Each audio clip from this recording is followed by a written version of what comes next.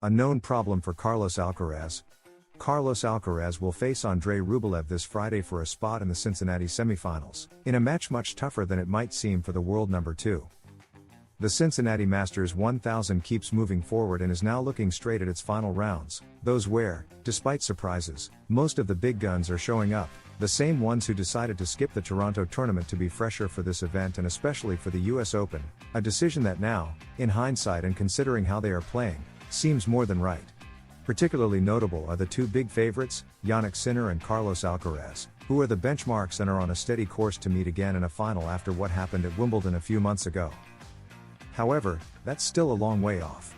In the Italian's case, he plays tonight in the quarterfinals against a player as irregular as he is talented, Felix Auger-Aliassime, one of those who tends to rise to the occasion at this time of year. On the other hand, the situation for the Spaniard is even more complex. Carlitos will play on Friday against Andrei Rublev, the 9th seed, and despite the doubts he often carries, at this point in the season he is finding a bit more consistency and will be someone to take seriously. The ultra-fast Cincinnati court suits him perfectly, and from there he will try to build a surprise which, although significant, wouldn't be entirely shocking, since Alcaraz is known to slip up in these types of matches, even more so at a time like this, in preparation for what's next, the US Open, which kicks off in 10 days in New York, where he will try to dethrone Sinner and get revenge for what happened in London. An almost perfect path. So far, the Russian has been showcasing all his talent in these weeks. Starting as the 9th seed, he has reached the quarterfinals after defeating Lerner Tien, Alexei Popyrin, and Fran Comasagna, three tough opponents who gave him a hard time, especially the Australian, who pushed him to 3 sets, but Rublev held strong to take the win. Against the Argentine, it was easier, as he was clearly superior, proving he is a step ahead. Now he faces the Spaniard, with the recent memory of their Wimbledon round of 16 clash, a match whose scoreline didn't reflect how tough it really was. Shocking moment for Emma Raducanu in Cincinnati with the chair umpire. In a very tight match against Aryna Sabalenka, the Briton had an exchange of words that didn't go unnoticed. It all happened in the third set, in one of the tensest moments of the match. What began as a high-level sporting battle ended with a brief but intense on-court discussion. Let's recap how it happened and why it became one of the most talked about moments of the tournament. In the round of 32 at the Cincinnati WTA, Emma Raducanu faced the world number 1 and defending champion, Aryna Sabalenka. The match was a real test of endurance and talent, lasting over 3 hours. Sabalenka came in under pressure to defend her title, while Raducanu aimed to prove she could compete on equal terms with the tennis elite. The atmosphere on the court was intense, with the crowd hanging on every rally. The score reached the third set with absolute equality. Neither player gave an inch, and each point was fought as if it were decisive. In the midst of that tension, a baby's crying began to be heard from the stands. While some saw it as just a small detail, for Raducanu it became a constant distraction. With the score 3-4 against her and in the 6th deuce of a crucial game, the Briton decided to stop the match and speak to the chair umpire. Clearly frustrated, Raducanu asked for an explanation, hoping some measure would be taken to silence the noise. The chair umpire, staying calm, replied that the match had to continue. That's when she delivered the line that would define the moment, "It's a child, do you want me to throw a child out of the stadium?" The response surprised part of the crowd, who watched closely for the Briton's reaction. Somewhat resigned, Raducanu returned to her position to serve. Far from falling apart, she managed to win that game, showing great ability to recover quickly. However, the tension in the air remained. Sabalenka, with her experience, knew how to seize any opportunity to put pressure on her opponent, aware that the match was at a key moment. Every point afterward seemed to carry special meaning. The exchanged looks, the intensity of the shots, and the attitude of both players made it clear that this was not just about technique but also about mental strength.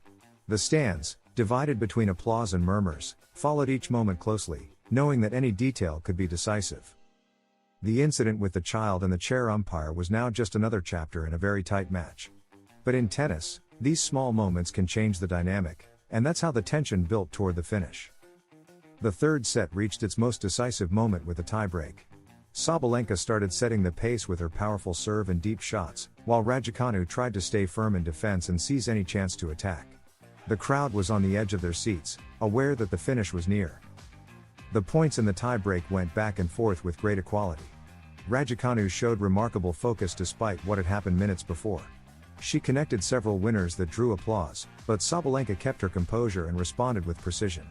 The 5-5 score in the tie-break reflected just how close the match was and the intensity with which they were competing. At the decisive moment, Sabalenka stepped up. She took advantage of a couple of errors from her rival and closed the tie-break 7-6-5, securing her place in the next round.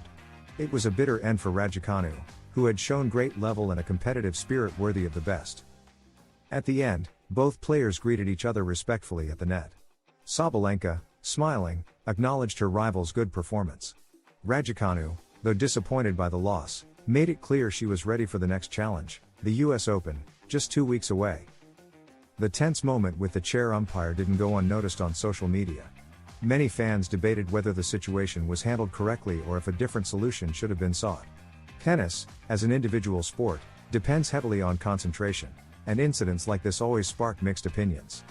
All in all, the match was a great spectacle for tennis fans, combining technical quality, physical endurance, and moments of high tension. Beyond the score, it was clear that both names will keep making headlines on the tour. The duel between Emma Raducanu and Aryna Sabalenka in Cincinnati was an example of top-level tennis, with an outcome decided by small details. Raducanu showed character and the ability to react to an unexpected situation, while Sabalenka confirmed why she is the world number one. Although the win went to the Belarusian, Raducanu made it clear that she is ready to compete at the highest level, and her performance in Cincinnati could be an important warning ahead of the US Open. Tense discussion between Carlos Alcaraz and the chair umpire in Cincinnati. What should have been a calm match for the Spaniard ended with an unexpected exchange of words during a break. It all revolved around a detail which, although unrelated to the game itself, created an awkward moment on court. Let's recap how a couple of water bottles became the protagonists of the day. Carlos Alcaraz arrived in Cincinnati aiming to pick up points and consolidate his great season.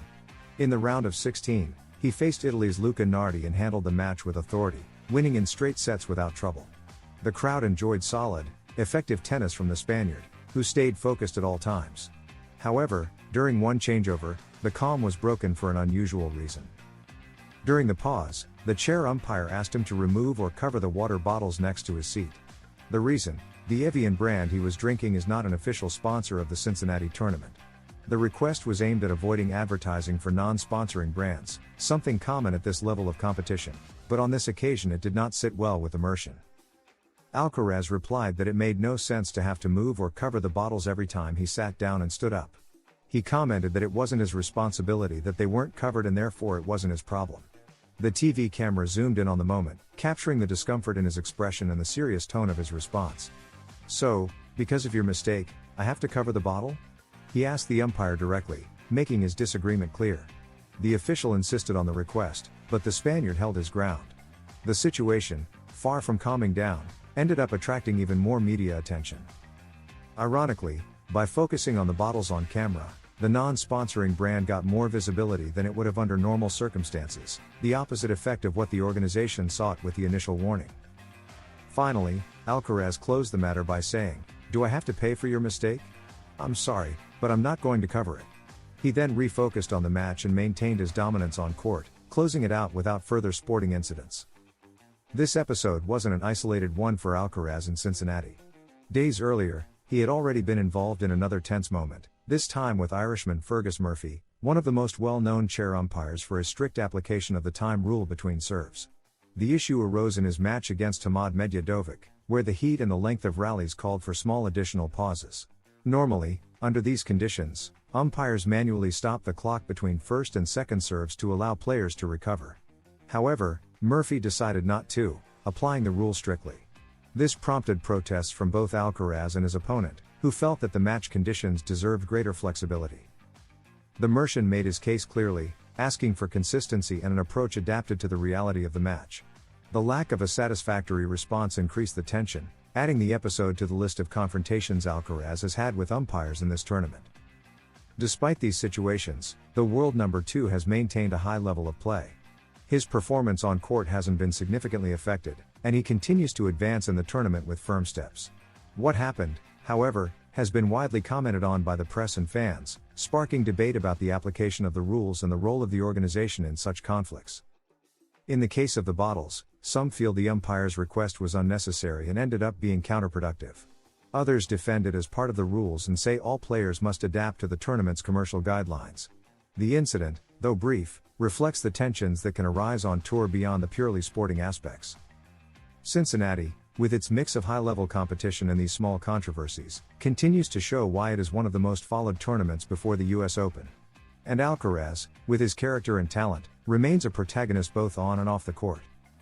The verbal clash between Carlos Alcaraz and the chair umpire in Cincinnati put the spotlight on a less visible aspect of professional tennis, managing brands and sponsors during matches. Although the Spaniard came out victorious on court, he made it clear he wasn't willing to take on responsibilities he felt weren't his. These episodes show that, even in controlled matches, a moment of tension can change the tone of the day. The important thing, in Alcaraz's case, is that he knew how to steer the situation back on track and stay focused on the competition. Spain's Carlos Alcaraz and Britain's Emma Raducanu have received a wild card to play as a pair in the mixed doubles category this year at the US Open, the fourth and final Grand Slam of the season, while Paula Badosa will team up this time with Britain's Jack Draper. The pairing of Raducanu and Alcaraz is one of 6 duos to have received an invitation for the championship, which will take place before the main tournament, on Tuesday, August 19th, and Wednesday, August 20th, at Flushing Meadows, and will offer a prize of $1 million, about €870,000, for the winners.